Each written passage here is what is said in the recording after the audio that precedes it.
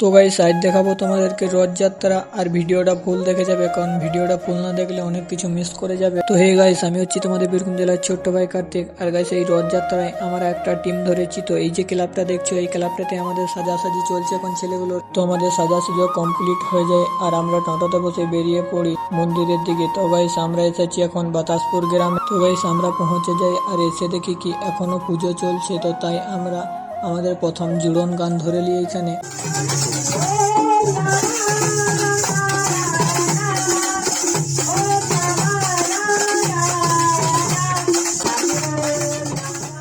তো গাইস আমাদের এখানে জুড়ন গান ধরার পর একটা গানে এখানে নাচ করে। তো তোমরা নাচটা দেখো।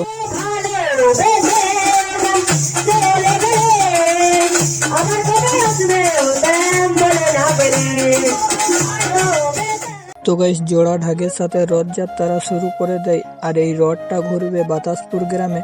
আর রথের ঠিক পেছুতেই আছে আমাদের টিমটা। তো চলো তোমাদেরকে আমাদের টিমটার কিছু গান আর নাচ দেখাই।